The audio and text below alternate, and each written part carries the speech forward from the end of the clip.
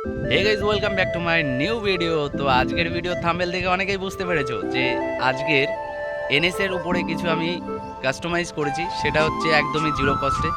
তো সম্পূর্ণ ভিডিও দেখবেন, আর যাদের এনএস আছে তারা তো সম্পূর্ণ ভিডিও দেখতে হবে বন্ধুরা, না হলে তো যে মডিফিকেশনটা দেখাবো না দেখলে বুঝতে পারবেন না। তো দেখতে থাকো আজকের কিছু মডিফিকেশন। চলো শুরু করি আজকের ভিডিও।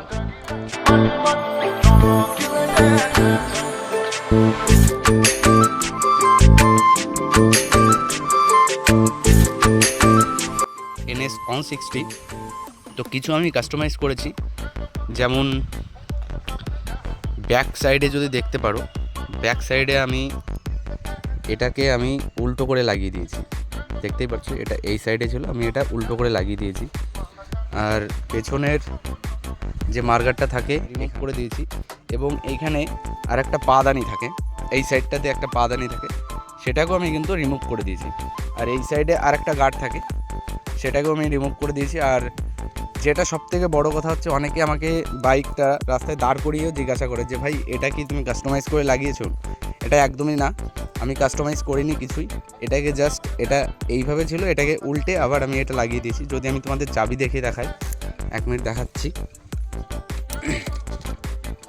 সিটটা খুলতেও কিন্তু অসুবিধা নেই তেমন, দেখাই। অনেকে যে জিজ্ঞাসা করে, তো ফার্স্টে পেছনের সিটটা তো খুলবেন, খোলার পরে দেখতেই পাচ্ছ জাস্ট এই দুটো স্ক্রু দুটো খুললেই এটাকে উল্টে দিলে ব্যাস তোমার গাড়ি সেট। তো এই যে খতরনাক আসছে, দেখতেই পাচ্ছ লুকটা। আর টায়ারটা অনেকটাই মোটা, যে আগের 160 বাইকের থেকে এখনকার বাইকের যে মানে রেয়ার টায়ারটা, সেটা অনেকটাই মোটা আছে।